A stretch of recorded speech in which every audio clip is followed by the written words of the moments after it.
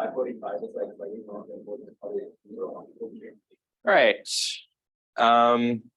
Good. So let's begin. So we saw last class when we studied Walrasian equilibria money for the first time. So it turns out money is very useful when you're organizing a market. We use it as a medium of exchange. And last class, although this is sort of the mechanism design section of the course,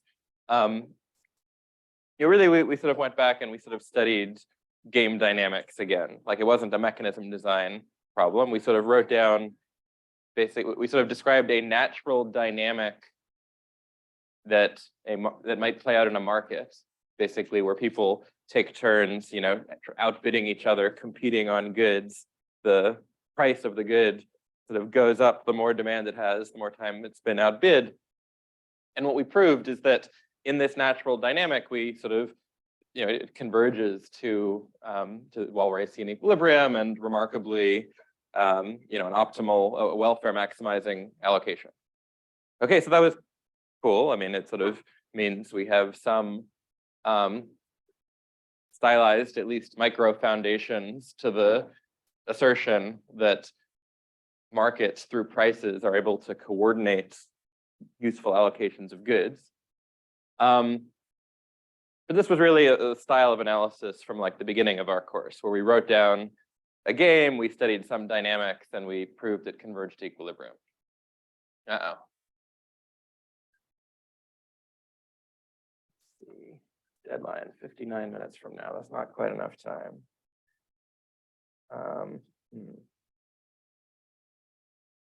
Okay.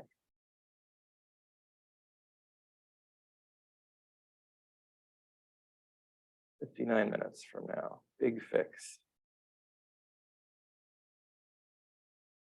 All right, maybe I'll talk fast. I'll make it in 30 minutes. We'll worry about it then. Okay.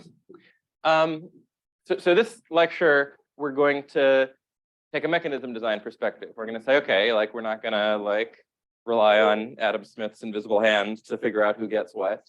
We're going to try to write down an algorithm that decides who gets what and hope that we can design a mechanism that both ends up with making good choices, allocating goods well, and managing incentive properties properly so that people want to tell us what their utility functions are. So let me define a very general setting, and I'll talk about a couple of instantiations, but really we're going to prove our results in this general setting that is really quite broad. So we're going to be coming up with mechanisms that are just choosing from some set of alternatives. It could really be anything. It could be in an auction, who gets what. It could be in some city planning context. Do we build a library or a police station? It's just alternatives in the abstract that we are choosing between. And we've got N agents, and they care about what we choose. Okay, in an auction, they care about which goods they get. In a city planning situation, different people are going to use libraries to different amounts. They care about what we build. And again, in the abstract, we're just going to model these N agents as people who've got valuation functions that just tell us how much they like each of the alternatives that we could choose. So these valuation functions just map the choices that we could make, the alternatives chosen, to a utility, to a real number that tells us how happy they are if we make that choice. Okay, now an outcome. Oh, great. So we're using money, right? So the kind of the design space we're working in, right? If people report to us, say, a bunch of valuation functions, and we sit down and think about what we should choose given these valuation functions, the kind of thing we're allowed to choose, I'll call it an outcome. And really, it's a pair of two things. It's an alternative. I can decide in an auction who gets what. In a city planning setting, I can decide what resources to invest and what to build, but also a price vector. I have the ability to charge people money. So for example, in an auction, you might tell me that you really like this dongle that I've got here, And you might win the auction, you might get the dongle, but not for free. Like I'll be like, all right, here you go, it's $10. Okay, so an outcome in a mechanism design setting will be an alternative together with a vector of prices, with one coordinate for each player, with the sort of semantics that player I is going to have to pay PI dollars in exchange for, me having chosen alternative A. And just like last class, we're going to assume that players have what are called quasi-linear utility functions. And let's just think about what that means, because it's not completely without loss of generality. It basically means two things. Right? So first of all, what does it literally mean? It means that if I'm computing my utility for an outcome, the way I'm going to compute that is I'm going to figure out what is my value for the alternative chosen. And then I'm going to subtract off the amount of money I need to pay. Okay? Now, so like literally this is what it means, right? That sort of my utility is just my value minus the price I need to pay.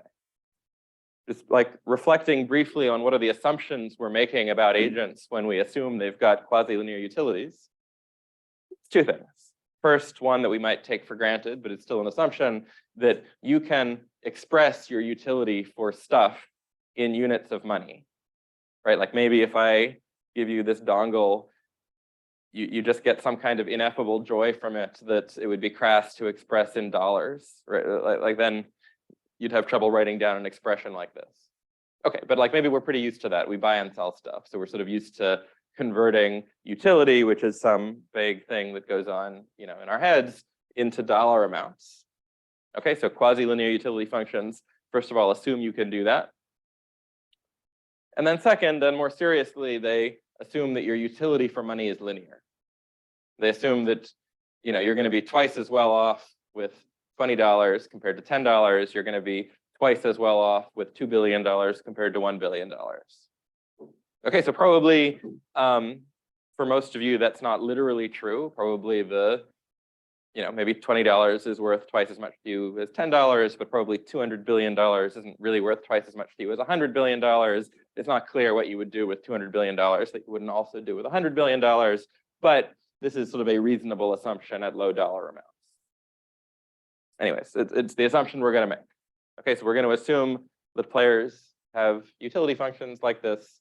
Everything can be expressed in units of dollars, and you've got linear utility for dollars. Does that make sense? This was the same assumption from last class.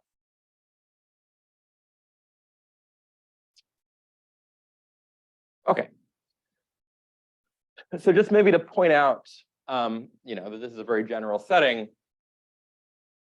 it captures all sorts of stuff, right? So maybe like the most common kind of auction that you would have seen like on TV or participated in on eBay is I've got one thing that I'm selling, like this dongle or the Mona Lisa or a house or whatever.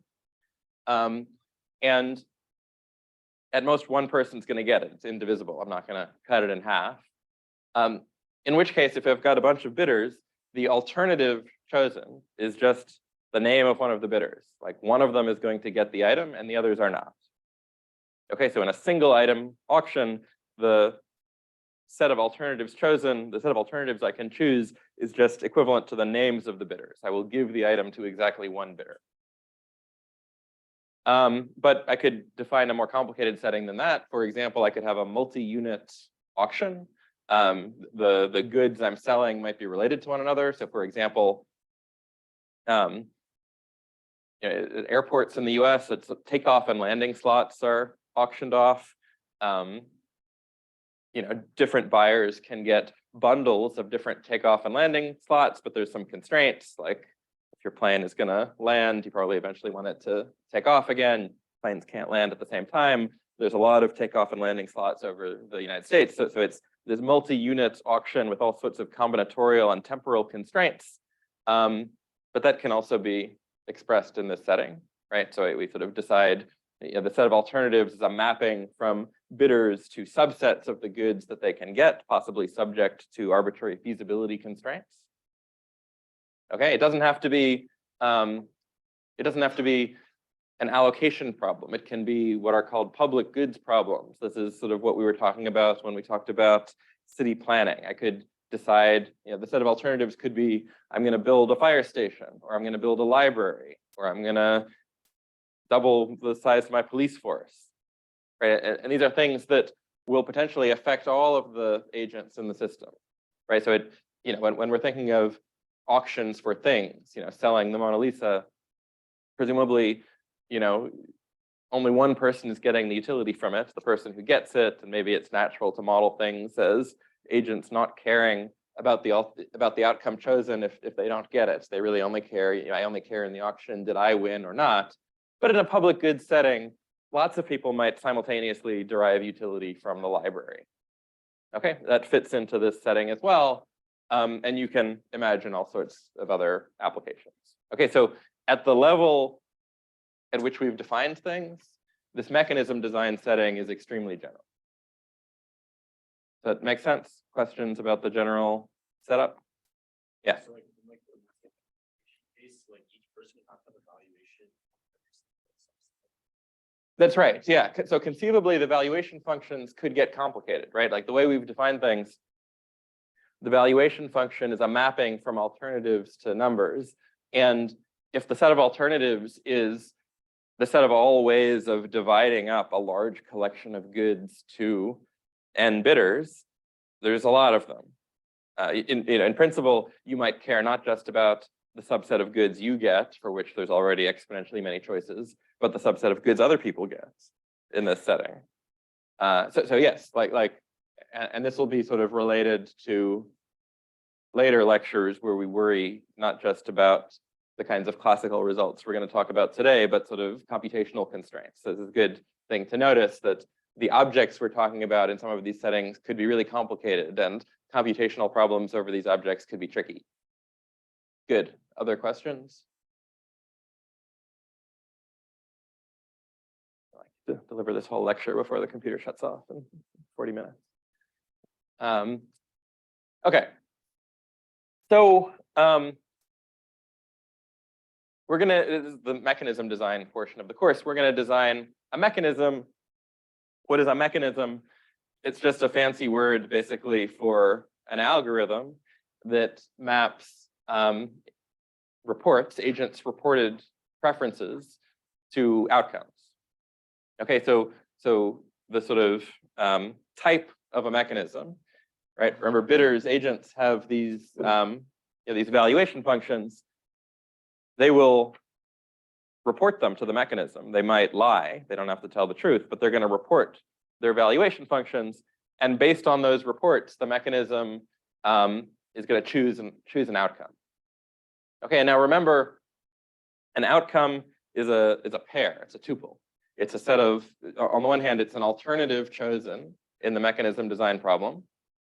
And on the other hand, it's a vector of payments, saying how much each of the bidders needs to pay. And so it's going to be useful for us to divide these two things up when thinking about it. We can think of a mechanism as really a pair of two algorithms. The first one is, we'll call it the choice rule. And it takes as input vectors of reports, a supposed valuation function for each of the n buyers, and it chooses an alternative, whether we build the library or the hospital, who gets which bundle of takeoff or landing slots. And then separately, there'll be a payment rule, which takes the same input, the reported valuations, one from each bidder, and decides who has to pay how much. Okay, so it outputs a vector of payments that we're going to collect from the buyers. Again, one for each of the n agents. Okay, makes sense.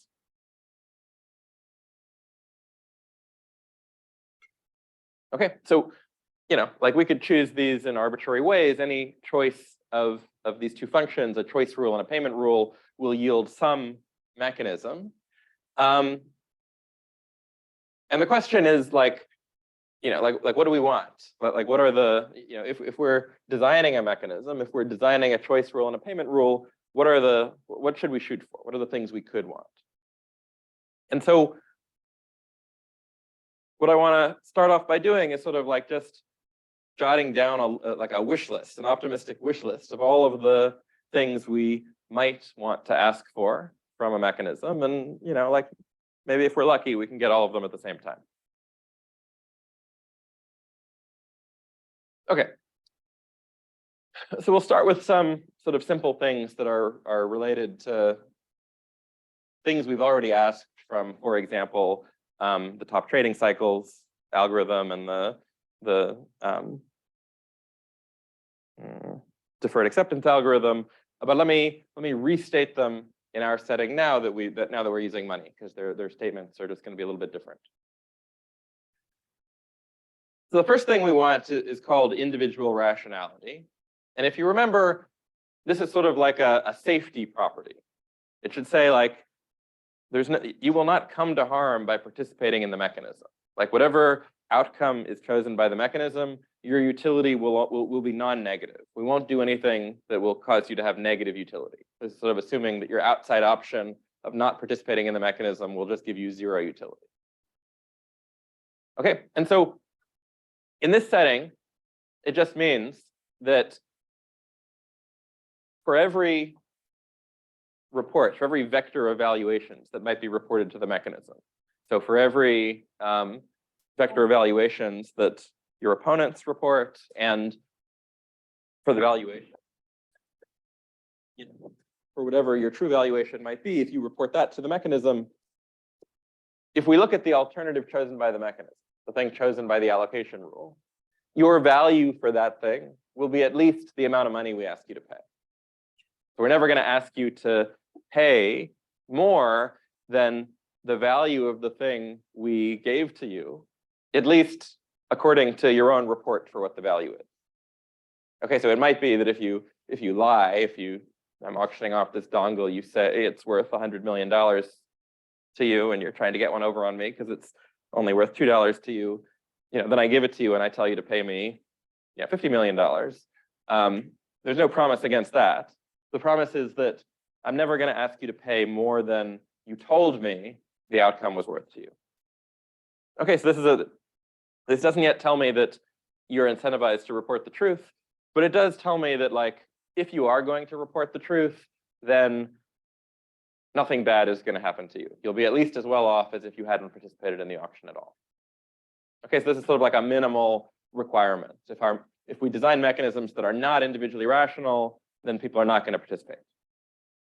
Okay, makes sense? Yeah. Well, like suppose you enter this auction and you're like, oh, this dongle looks like it's worth $5. I'll bid $5. And I say, okay, congratulations, you're the winning bidder. Here's the dongle, you pay me $10. That would be a violation of individual rationality, and you would have regretted like participating in this auction. This is saying I can't do that. If you say it's worth $5, the amount of money that I can ask you for has to be like less than $5. Make sense? Yeah. Well, I mean, could there be situations where there might be a chance that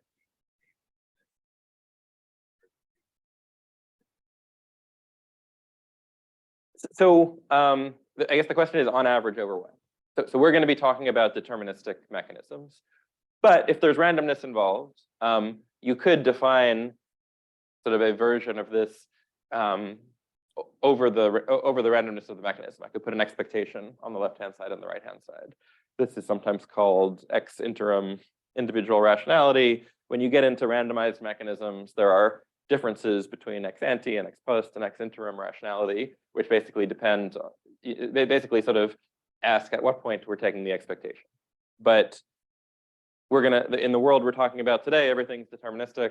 And so it just says, given the report, something is gonna happen for sure. I'm gonna ask you to pay some amount of money for sure. It should be less than you said the outcome was worth to you. Does that make sense?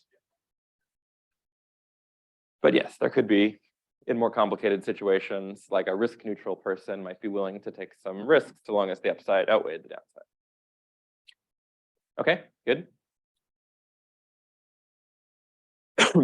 So, okay, so individual rationality sort of tells us, okay, like people are willing to participate in the mechanism, they won't come to harm, but we want more than that.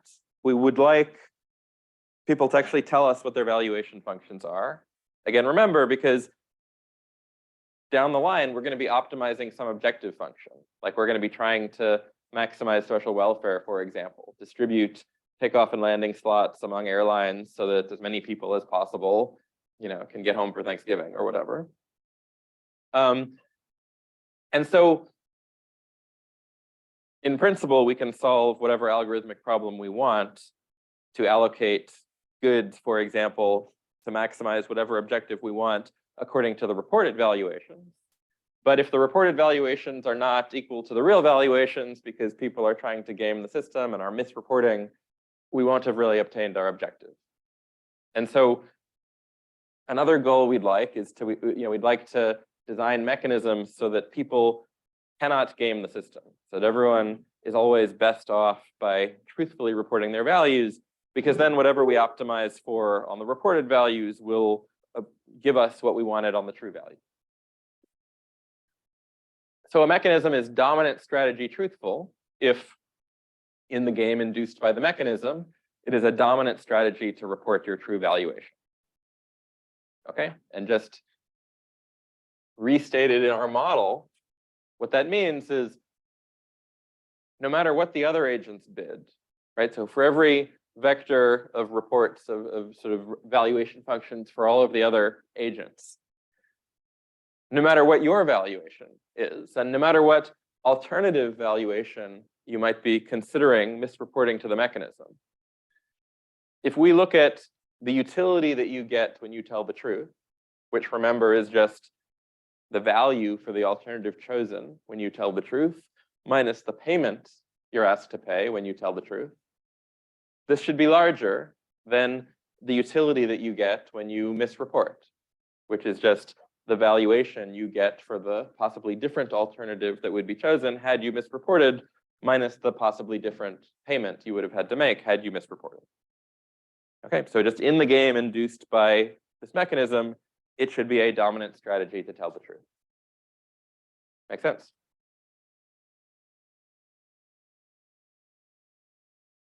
Okay. So far we've got individual rationality that makes it safe to participate. We should be able to get people to participate in our auction. We've got dominant strategy truthfulness. They're gonna tell us the truth. So what you see is what you get. Like we know how much everyone likes each alternative at the time that we do the optimization. What should we optimize for? Well, there's different goals we might have, and we'll talk about other ones later in the course. But maybe the simplest one is what I'll call allocative efficiency, or just social welfare maximization. Right, a natural thing to optimize for in a lot of settings is making people in aggregate as happy as possible, choosing the alternative that maximizes social welfare, which is the sum of their values. Okay, so a mechanism is allocatively efficient if no matter what bids come in, no matter what vector evaluation functions are reported to the mechanism, the alternative chosen is always the one that maximizes social welfare. It's got higher social welfare than any other alternative we could have chosen. Okay, so of course, in an auction, we might care about other things like revenue. We'll talk about that later in the class. But in all sorts of settings, like if we're deciding how to invest the resources of our city into libraries and other services, or if we're figuring out how to allocate radio spectrum across the United States, for example, or takeoff and landing slots, we might care about social welfare. Okay?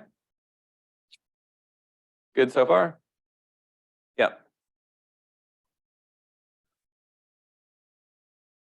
So last class, there was no mechanism. We were studying the sort of dynamics in this market game. But what we showed is that these sort of natural ascending auction dynamics converge to a market equilibrium, a Walrasian equilibrium, and that sort of amazingly, Walrasian equilibria are welfare maximizing, right? So the natural dynamics from last class sort of said, okay, like if what you want is allocative efficiency and everyone has unit demand valuations at least, or at least gross substitutes valuation, so long as the setting's not too complicated, we're just sort of assigning items to people with simple valuations, then maybe you don't need a mechanism. Maybe sort of natural price dynamics take you to allocative efficiency anyway. here we're talking about a broader setting, but the goal is sort of still the same. Make sense? Okay, one more thing maybe, like the way we've defined things, like the payments could be positive or they could be negative, right? We could be collecting payments from people or we could be paying out others. And you sort of might imagine that if some of our goals are things like individual rationality, we want to make sure that we never choose an alternative and then ask someone to pay more than they said the alternative was worth to them, that an easy way to achieve that might be to just like shower everyone with money. But that would be expensive. So another thing we want is that our mechanism should be no deficit. Like we, the auctioneer, should not have to pay money to run the mechanism, which just means that, I'll allow that there are transfers. Like I might pay some people and collect money from others, but what I want is that no matter what set of valuations are reported, if I sum up over all of the payments, it's non-negative. Like in aggregate, money should be coming to the mechanism designer, not going from the mechanism designer to the population. Okay, so this is like the weakest possible revenue goal you could have. It just says you shouldn't lose money by running the auction. Yeah. P is the payment that the mechanism makes PI is the payment the mechanism makes to agent I. This is saying, but they could be negative, which means the mechanism pays agent I. Yeah, it comes up with these payments as a function of the reports, but it's saying no matter what the reports are, in aggregate, money should be coming into the mechanism, not going out from it. Okay? All seem like reasonable desiderata.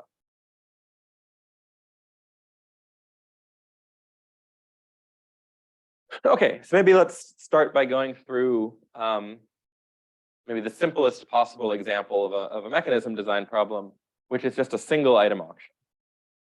Okay, so I've got this dongle.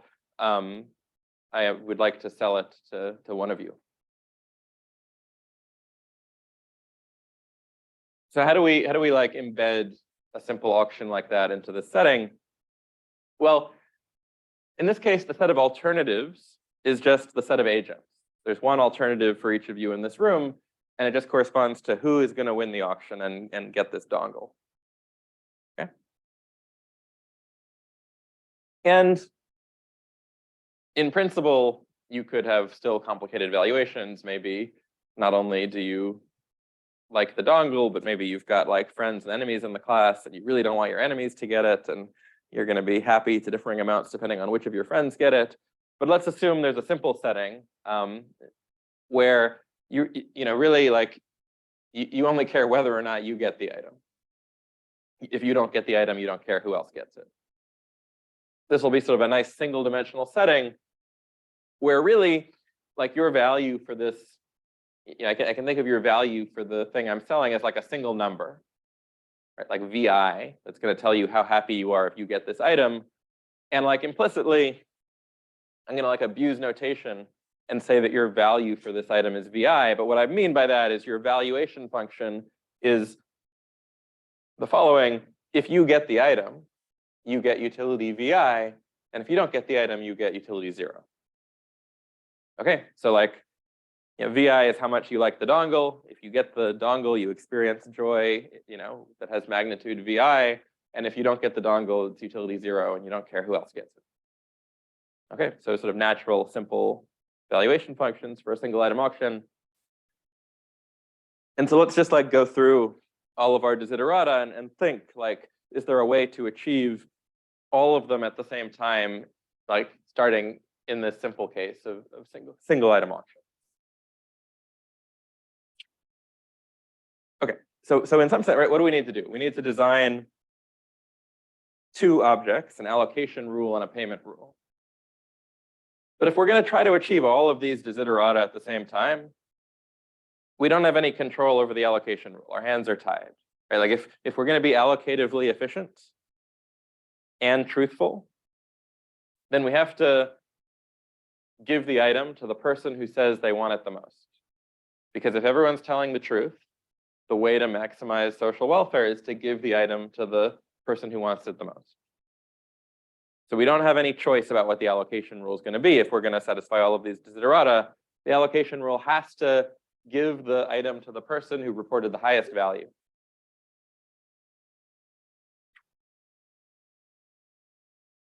So all of the action is going to be in designing the payment rule here. So let's think. So individual rationality is going to constrain us a bit more, right? In this setting, remember, anyone who doesn't get the item gets value 0. So that means we can't charge them any money. Otherwise, that would violate individual rationality. Now, conceivably, we could pay them money, but like that seems like a bad idea, especially if we want to be budget balanced. So why don't we like guess at this moment, not that we're sure yet that it's not necessary to pay the money, but why don't we guess that like the right way to handle people who don't win the item is to just charge them $0 and not pay them anything either. So if that's correct, the only thing remaining in our design space is how much money to charge the winner. Okay, like the question, the only thing left to decide is what we should charge the winner of this dongle when they win. Now we know we have some constraints on this, right? Like individual rationality tells us that we can't charge them more than their value. And budget balance tells us that we can't charge them a negative amount. But we've got some freedom in between 0 and VI. So let's try some alternatives. So maybe the first guess is that we should charge them exactly their reported value. Okay, everyone bids on this item. Someone, the high bidder, bid $63. I say, congratulations, you win. Here's the dongle, pay me $63. Oh no. 29 minutes. There's no cancel action. And I can only snooze it for 15 more minutes now. And there's no X.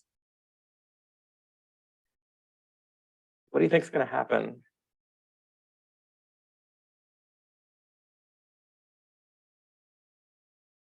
You do not click take action to initiate. Like, should I just like take the die? Should I do it now? Okay, let's do it. Okay, great. Yeah, I'm not, you know what? I'm not using Office. This is Acrobat. Good. Okay. Okay, so what do we think? If I charge you your reported value, does that satisfy dominant strategy truthfulness? Yeah. Like if everybody else like say they didn't want to pay, we just did like $1. Yeah, exactly. Like suppose my plan is I'm gonna give this to the highest bidder and I'm gonna charge them the number they told me. And suppose you, in your heart of hearts, realize that like this is gonna bring you a lot of joy. It's worth $64 to you. Everyone else thinks, this is probably like a decade old. What do I want with this? I'm bidding $0. And I say, you're the winner. You get it. You pay $64 to me.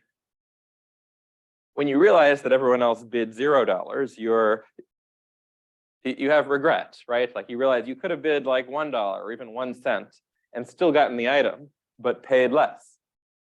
So it's not a dominant strategy to bid your value if I'm going to ask you to pay your value. If in the event that you win, I'm going to ask you to pay your value, then no matter what happens, you get utility 0. Either you lose and your value for the alternative chosen is 0, or you win and you experience your value, but then you have to pay it right back to me. And there are outcomes. If you're the high bidder by some margin, you could have gotten positive utility by lying and saying that you valued the item less. You still want to be the high bidder, so you can't report an arbitrarily lower value. But like ideally, you're going to report just epsilon more than the second highest bidder, right? So if I ask you to pay your value, this does not lead to an incentive compatible auction, right? Then it might like it's not clear what you should bid. Like it's clear that you don't want to bid your value because then you're going to get utility 0. But unless you know what all the other bids are, it's not exactly clear what you should bid, right? So people might strategize in sort of incompetent ways, and I might end up giving the item not to the person who wants it the most, because maybe the person who wants it the most didn't bid the most. Okay, so this is called a first price auction, and it's not incentive compatible. Let's try again. So what if I give the item to the high bidder, but I charge them the second highest bid? Okay, so I say, okay, high bidder, $64, you're the winner. The second highest bid was $1. So you win the item, but you only pay me $1. Okay, the payment rule is I will pay the winner, or sorry, the winner will pay me the value of the highest bid excluding their own, the second highest bid. Okay? How about this? Is this a dominant strategy truthful mechanism?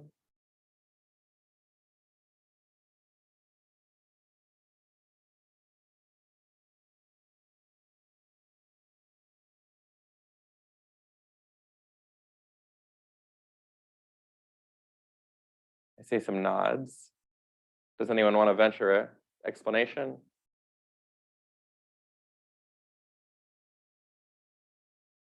Let's think about it. You're the high bidder, so you've won. I've asked you to pay the second highest bid. Is there anything you can do to improve your utility? Well, you could try bidding higher. That wouldn't change the outcome at all. You'd still be the high bidder, and it wouldn't change the amount you'd have to pay because raising your bid hasn't changed what the second highest bid was. You could also bid lower. Now, if you bid lower and we're still the high bidder, you haven't changed the outcome again. You're still the high bidder, and you haven't changed what the second highest bid is. And so the outcome is unchanged. You're no happier having bid lower. Or you could bid lower to the extent that you were no longer the high bidder, but now the outcome is worse for you because previously you won the item and were paying less than your bid. You were getting positive utility. If you reduce your bid so that you're no longer the high bidder, now you lose the item and you get value 0. So if you are the high bidder, you can't ever improve your utility by bidding higher than your value or by bidding lower than your value. So for the high bidder, at least, truth-telling was a dominant strategy. Now, how about for bidders who didn't win the auction? Well, they can lower their bid. They still won't be the high bidder. They still won't win the auction. That doesn't change anything for them. They can raise their bid, but not, to an extent that they're not yet the high bidder. They still don't win the item. That won't change anything for them. And if they raise their bid so high that they are now the high bidder, they win the item, but they have to pay the second highest price. And the second highest price is the bid of the bidder who previously was the high bidder, in particular, had value higher than you. And so you do change the outcome by raising your bid to be the high bidder, but only at the cost of having to pay something higher than your value for the item. And so if you do that, you'd have negative utility. And so that's not a good idea either. Okay, and so so the second price auction, in which I give the item to the high bidder, but only ask them to pay the second highest price, that one is dominant strategy truthful. Okay, it's a dominant strategy to tell the truth, to report your true bid for the item in a way that the first price auction was not. Does that make sense?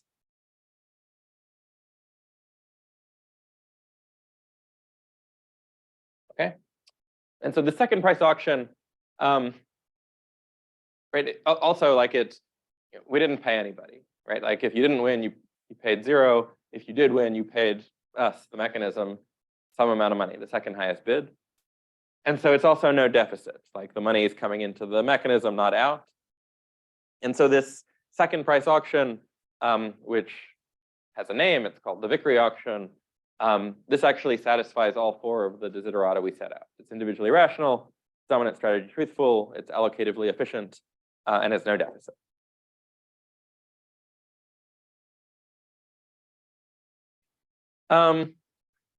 Note, by the way, like if you've seen like old-timey TV shows, like you've probably seen like auctions where there's a guy with like a gavel or something, and like people, he speaks incomprehensibly, calling out ever higher numbers, and people hold flags up or something, and you hold your flag up, while you're still willing to pay the price, but then, when the ascending price, the number, being spouted out by the auctioneer gets higher than you're willing to pay, you put your flag down, and the auction ends when there's only one person left that has their flag up. Right? That's like called an English auction. It's an ascending price auction. And note that it implements exactly the same outcome as the Vickrey auction. The person who wins is the one with the highest valuation, because they're the last man standing. They're the one who still have their flag up at the end. But the auction stops, the price stops going up when the second to last person puts their flag down. And so the price that the high bidder ends up paying is the value of the second highest bidder. Okay? Right, so even if you haven't seen described in this form before, this sort of second price at auction, everyone reports a number, the winner gets the item and pays the second highest price. This is actually implementing like the classic TV auction, like the ascending price English auction. Does that make sense? Yeah.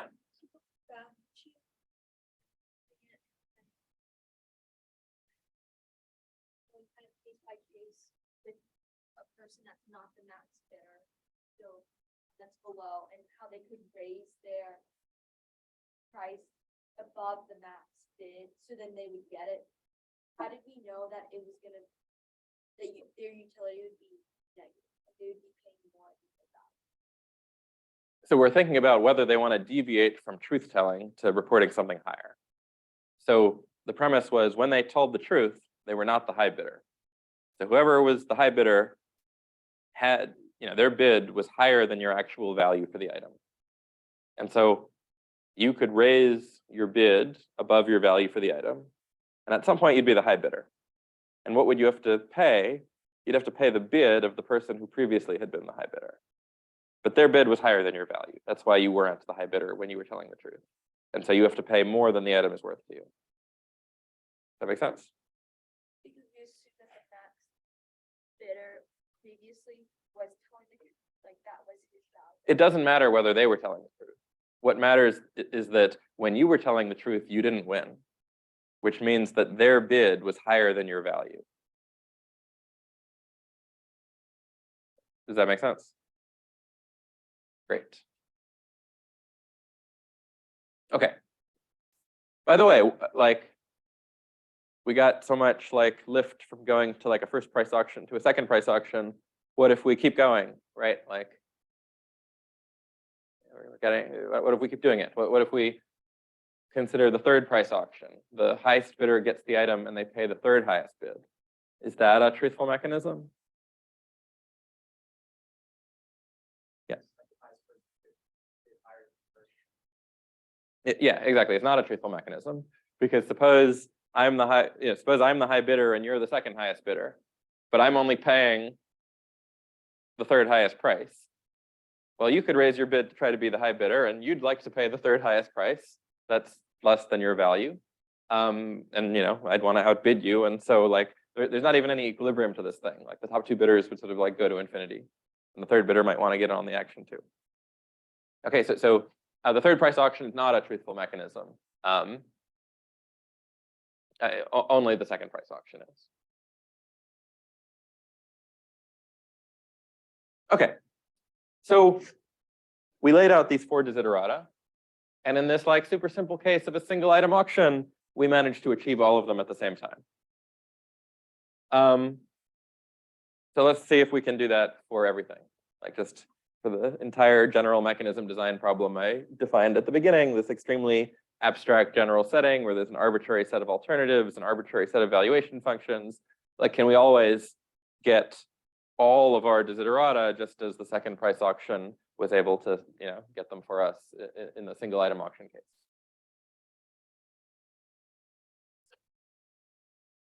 Okay, so let me tell you about something called the Groves mechanism. And really, this is not a single mechanism. This is a family of mechanisms parameterized by some function h that you'll see in a moment. Okay, so the Groves mechanism, like all mechanisms, it's two things really.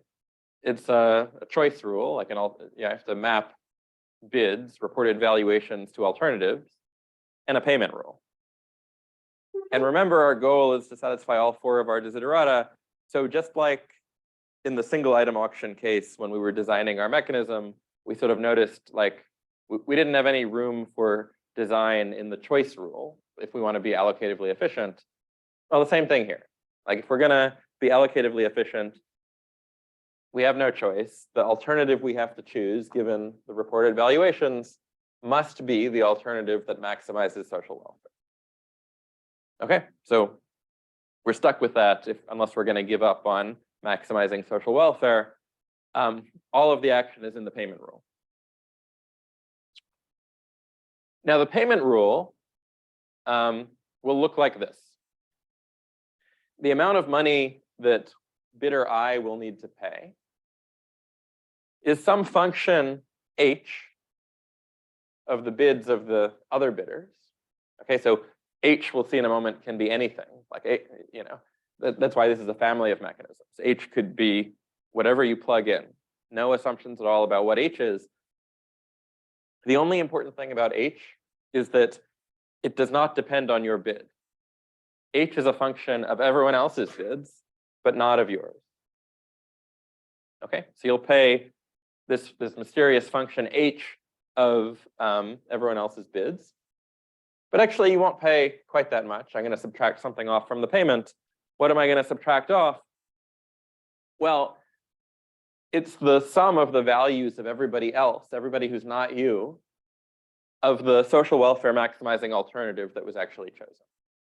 Okay, so our mechanism chose this alternative A star. Everyone has some feeling about that. You've got a value for it, but so does everybody else.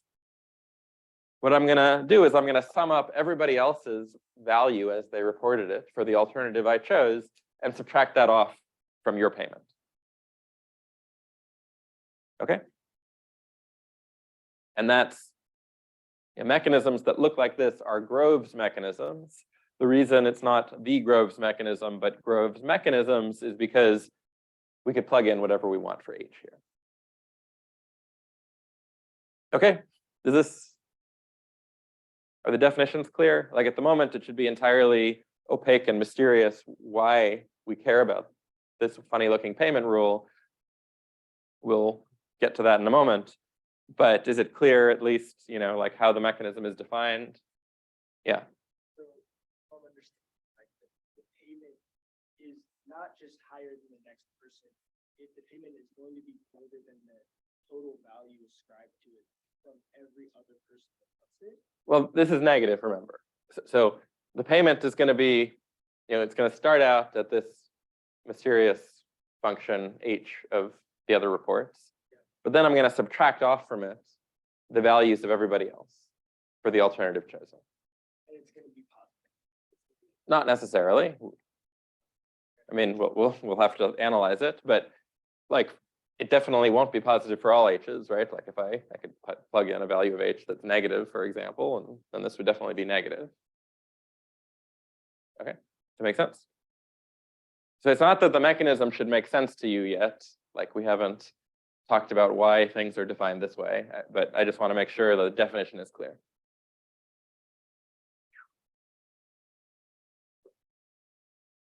Okay, so what I want to, so the Groves mechanism will not on its own satisfy all of our desiderata as I've defined it, because, for example, if I can really plug in anything for this h function, the payments could always be negative. So it like definitely is not always going to satisfy the no deficit property.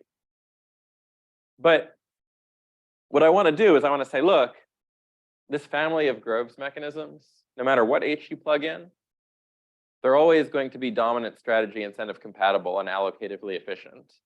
And so if we want to get all four of the properties, once we establish this, we can choose H to satisfy the other properties. Okay, and our choice of H will not interact with the incentive properties because we're going to show that the mechanism is dominant strategy truthful for every choice of H. Okay, so it's just going to decouple these things. Like in general, you might worry about choosing H, like in some ways would satisfy some of our desiderata, in other ways would satisfy others. We're going to free ourselves of that worry by saying, no matter how you choose H, it's going to be dominant strategy incentive compatible. And so you can freely explore the space of H's to try to satisfy the other desiderata. Okay. So the Groves mechanism is dominant strategy incentive compatible and allocatively efficient. It's like definitely allocatively efficient because that was how we defined it. Like the allocation rule just chooses the alternative that maximizes social welfare. So the only thing to check is that it's actually dominant strategy incentive compatible. Okay. So let's think about that. So let's, suppose you're agent I, and we're fixing how all of the other agents are bidding. The reported valuation functions of all of the other agents exist. You're deciding how you should report. So let's say that A star is the alternative that maximizes social welfare given the reports. Okay.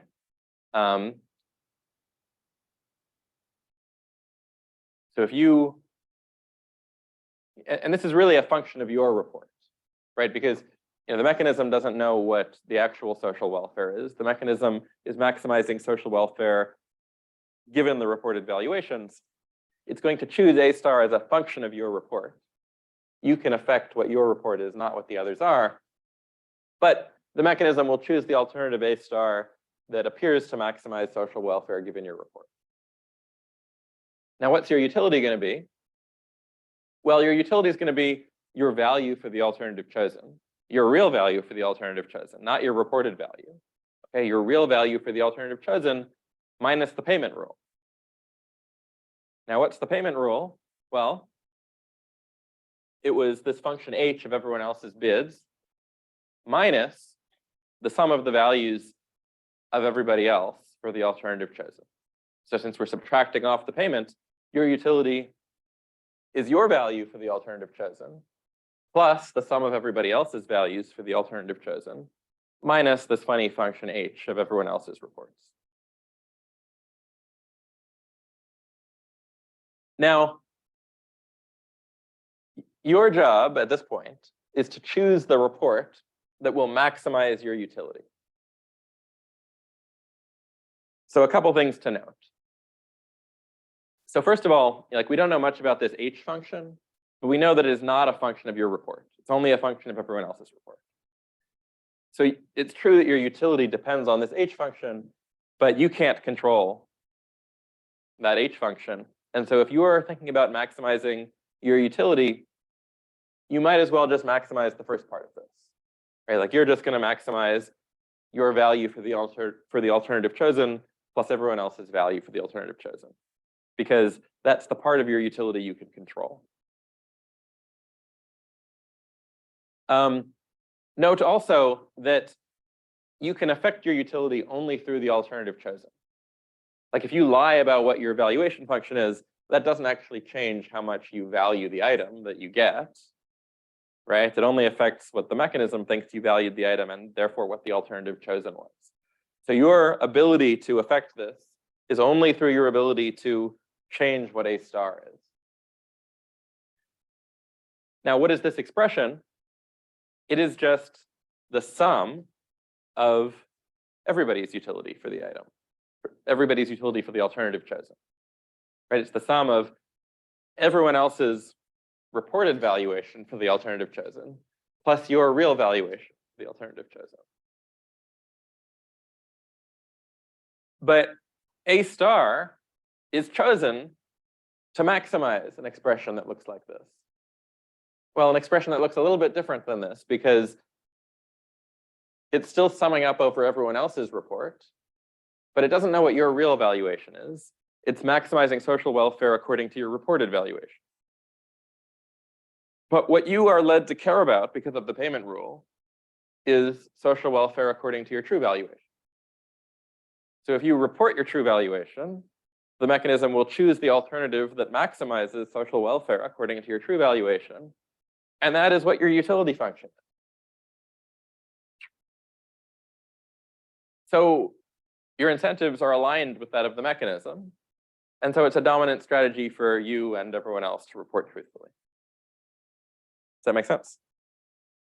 Like basically what's happened here, the payment rule has caused you to care about social welfare because it subtracts off the portion of social welfare that comes from people other than you.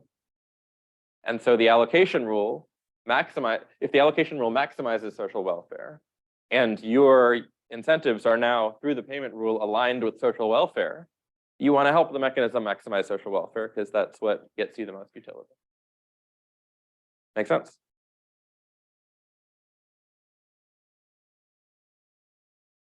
Okay, and that's really what's going on here. The particular payment scheme of the Groves mechanism was designed to align the incentives of the agent that were initially incompatible with one another. They only wanted to maximize their own utility with the incentives of the mechanism designer. The payment rule caused the utility of the agent to be equal to social welfare, which they could choose to maximize by reporting their true valuation.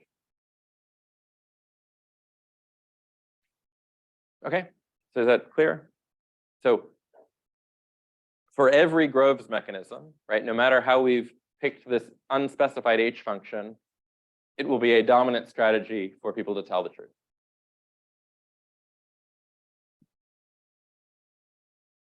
Okay, so remember we had 4 desiderata. We wanted the mechanism to be truthful and allocatively efficient. We have that. But we also wanted our mechanism to be individually rational and budget balanced. That's not necessarily going to be true for every H function. And so, like the question is, how should we pick this H function to achieve all 4 of our desiderata? And maybe we can try to build some insight by going back to like our case study of a single item auction. So remember the single item auction, I've got the dongle for sale. The set of alternatives chosen is the set of people in this room who could win the item. Let's start with a simple choice. What if this H function is just like identically 0? Okay, that's a simple H function. Let's just work through what's going to happen in the mechanism. Suppose we've got 2 bidders. Maybe one of them values the dongle at $5, the other one values it at $8. And perhaps that's how they bid. So if they bid truthfully, I look at the bids and I give the item to the person who had the highest bid. Well, 8 is bigger than 5, so that means that my allocation rule is going to decide to give the item to bidder 2. He's the high bidder. And what does my payment rule do? Well, remember, if H is identically 0, the payment rule pays each person the negative of the sum of the values of everyone else for the alternative chosen. Now, if there's just 2 bidders, this is just the negative of the other guy's value for the alternative chosen. So in this case, well, bidder 2 is the high bidder. The other guy lost the item and so has value 0. So the payment for bidder 2 is 0. And for bidder 1, he lost the item. The other guy, bidder 2, won the item. His value for the alternative chosen is 8. And so his payment is -8. And so, right, the mechanism, what it's doing is it's saying, okay, I'm going to give the item to the high bidder. The high bidder bid $8 for this thing, so that the losing bidder is not unhappy. I will pay the losing bidder $8. Okay. So indeed, this is a dominant strategy truthful mechanism. Like both bidders are happy with this outcome. They both get utility 8. The high bidder gets utility 8 because he valued the dongle at $8 and he got it and he didn't have to pay me. The low bidder gets utility 8 because I paid him $8. And there's no better alternative they could have gotten, right? Like the low bidder doesn't want to have won the item. If he won the item, he's only going to get utility 5 because he doesn't value the item at $8. He values it at $5. Okay, so like it is dominant strategy truthful the way we proved it should be. In this case, it's actually also individually rational. I mean, not only can you not get harmed by participating in the mechanism, like everyone should want to participate in the mechanism. Like if you lose the auction, I'll just pay you money. I never charge you money. It's a great mechanism to participate in, but it badly fails the no deficit property. Like the way I'm getting individual rationality and the way I'm getting dominant strategy truthfulness is by freely paying people to participate in my mechanism. And so it's not quite perfect yet. And so, sort of like to get the no deficit property, we need to choose H, so that like H takes positive values. We need to make sure that we're taking in money rather than just giving it out. But we need to figure out how to do that without breaking the individual rationality property. As soon as we start increasing the prices we charge, we run the risk of charging people more than their value for the alternative.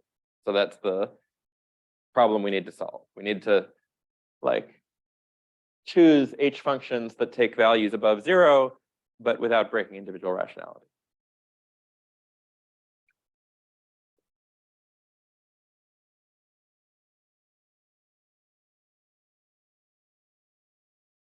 Okay. So here is the VCG mechanism, the Vickrey-Clark-Groves mechanism, named after 3 gentlemen who won the Nobel Prize. And really, it's just a Groves mechanism with a particular choice of payment rule, a particular choice of H. Okay, so it gets its own fancy name, but really it's just a particular choice of H.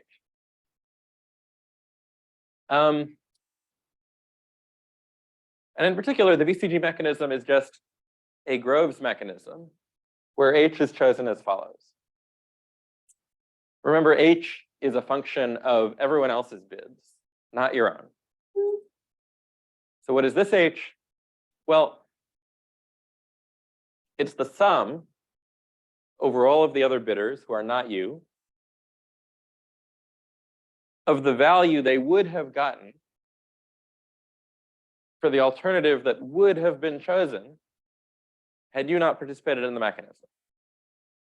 Okay, so let's unpack that. So I'm defining this alternative that I'm calling A star minus I. This is the alternative that maximizes social welfare when I don't count bidder I. Okay, this is the alternative that maximizes social welfare if I only consider the n-1 bidders other than bidder I. So if we consider the world in which bidder I does not participate in the mechanism, so there's only n-1 bidders in the mechanism, this is the alternative the mechanism would have chosen in that world. Okay? So what is the payment rule of the VCG mechanism? Well, what it asks you to pay the mechanism, right? You are participating in the mechanism, so it's choosing alternative A star. If you hadn't participated in the mechanism, it would have chosen this other alternative, A star minus I. And what it's asking you to pay the mechanism is the difference between what the social welfare would have been amongst all of your competitors in the auction had you not participated, minus what the social welfare actually was for your competitors in the auction, given that you did participate.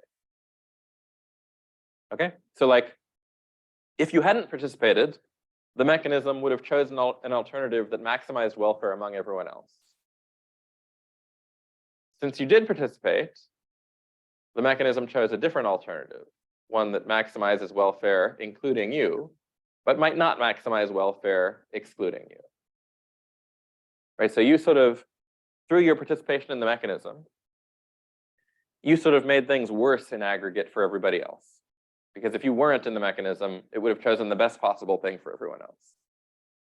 And the VCG mechanism asks you to pay an amount that quantifies exactly how much worse you made things for everybody else.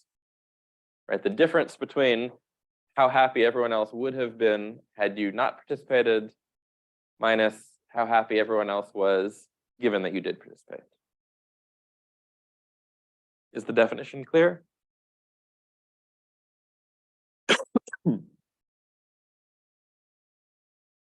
Okay, so another way of saying this is what the VCG mechanism is doing is it's charging every agent their negative externality on the market. Right? Like you changed things by participating in the mechanism. In particular, by participating in the mechanism, you caused the mechanism to choose a different alternative. In doing so, you may have harmed everyone else in aggregate. You may have made their aggregate welfare smaller. And the mechanism is asking you to make up exactly that amount, pay that amount.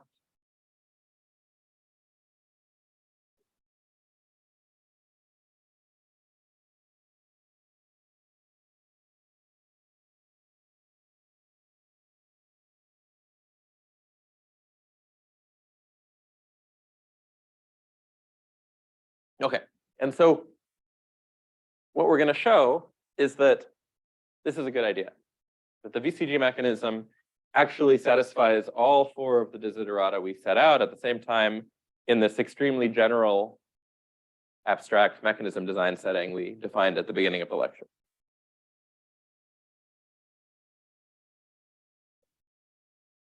Okay, so like the first two desiderata we get for free because this is a Groves mechanism.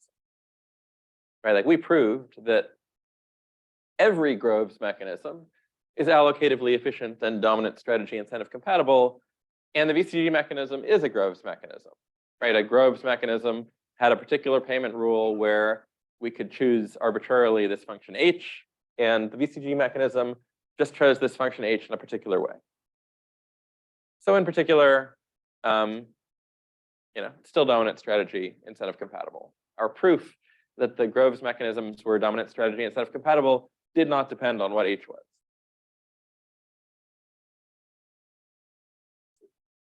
Okay, so we need to verify the other two properties, the individual rationality property and the no deficit property.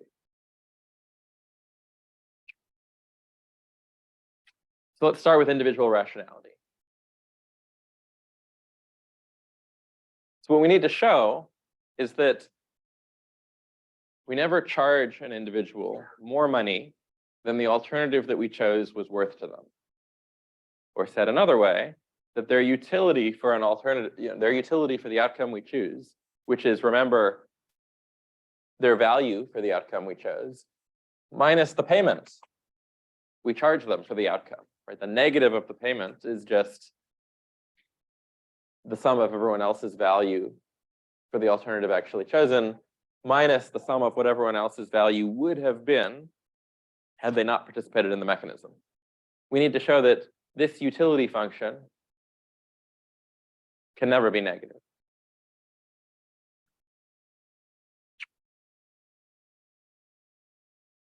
Now, equivalently, just combining terms here, we need to show that the sum over everyone's valuation, the social welfare for the alternative actually chosen, is larger than what the social welfare would have been had agent I not participated. Had agent I not participated, we would have chosen a different alternative. And when computing social welfare, we would have summed up over only the n-1 bidders other than agent I. So we need to show that agent I's participation has only increased the social welfare.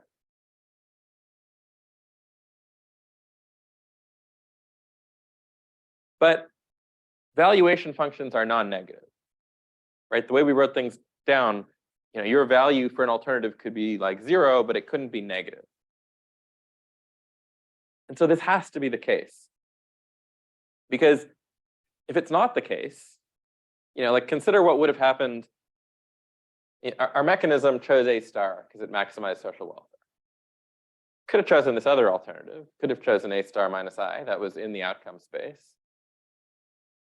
And if we had chosen alternative A star minus I and computed the social welfare for that alternative, we'd summed up the valuation over all of the bidders. That would have been only larger than if we had excluded bidder I from this sum. Because in the worst case, bidder I has 0 utility for this alternative, but he doesn't have negative utility. And if this wasn't the case, well, that would mean that this quantity, the social welfare if bidder I didn't participate, was larger than the social welfare if bidder I did participate, the sum over everyone's utility for A star. But if that were the case, that would mean that A star didn't maximize social welfare because there's this other alternative that has higher social welfare. And that contradicts allocative efficiency. Right? We know that A star does maximize social welfare. That was how we chose A star. Okay. And so the mechanism must be individually rational. Right? The payments we charge people never exceed people's values for the alternative. And that's because of the payment rule we chose and the fact that our allocation rule is maximizing social welfare. Is that clear?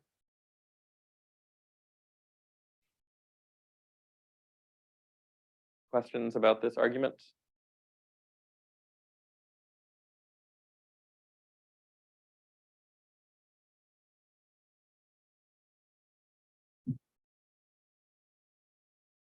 Okay, there's one more property to check. We need to make sure that the VCG mechanism is no deficit, that it takes in more money than it pays out. And in fact, we're going to prove something stronger. We're just going to prove that it never pays anybody. It only takes in money, right? Like no deficit allows us to take in money from some people and pay other people, and we satisfy the no deficit property so long as in aggregate we take in more money than we pay out. But we'll prove, in fact, the stronger claim that the payments are always non-negative for the VCG mechanism. It never pays anybody. It only collects payments. Okay, so let's think about that. What is the payment made by bidder I? Well, just remember, it's the counterfactual social welfare that would have been attained had bidder I not participated, right? The sum over the n-1 other bidders of the alternative that would have been chosen had bidder I not participated, minus the actual sum valuations of the other n-1 bidders, given the alternative that was actually chosen. So this is non-negative, just like writing this should be at least 0 and bringing this term to the other side. This is non-negative when we look at the social welfare excluding bidder I, it's higher if we choose the alternative we would have chosen had bidder I not participated compared to the alternative we actually chose. But what alternative would we have chosen had bidder I not participated? Well, the mechanism always chooses the alternative that maximizes social welfare. So had bidder I not participated, it would have chosen the alternative A star minus I that maximizes this term, the social welfare given the n-1 players other than bidder I. And so because A star minus I is the maximizer of this expression, the left-hand side must be only larger than the right-hand side. And so the payments are always non-negative. And so the mechanism is no deficit. Does that make sense? Yeah.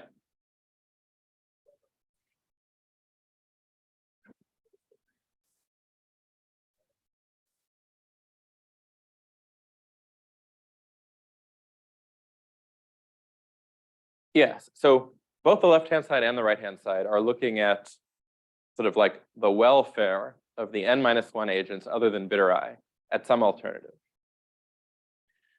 Over here, it's the alternative that was actually chosen, given that bidder I did participate. Over here, it's the alternative that would have been chosen had bidder I not participated. Now, had bidder I not participated, the mechanism would have chosen the alternative that maximizes social welfare among the n-1 bidders who did participate. So it would have chosen the alternative that maximizes this expression. To the extent that A star minus I is not the same as A star, it is because the left-hand side is bigger than the right-hand side. Does that make sense? So it's like related both to the payment rule and to the fact that the mechanism is choosing the alternative that maximizes social welfare. And if bidder I didn't participate, this would be social welfare. Make sense? Yeah. Like when we said that they're paying the negative externality, we're just saying that it's like non-positive. The externality has to be non-positive. That's right. By participating, you're only making things worse for other people. You're not making things better for other people. Otherwise, the mechanism would have chosen that better alternative, even absent your participation.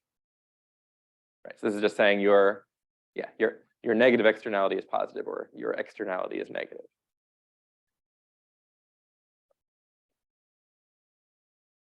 Okay, so VCG mechanism is great. Like we wrote down these ambitious desiderata in a very general setting, and we came up with a mechanism that satisfied all of them in this very general setting, right? It's not just single item auctions, it's multi-unit auctions with arbitrary feasibility constraints, it's public projects problems, like really any problem you can really embed as a mechanism design problem in the generality that we defined it. So like, I don't know, it's only like mid-March and got like another month and a half of class and it's all set for mechanism design. Like what else is there to do? Should we just like end the class here? And not quite, like, there's some more lectures to come. And there's some reasons for that. So maybe the most obvious is that the VCG mechanism is really good if what you want to do is maximize social welfare. That's what it does. And it can do that while managing incentives in any setting.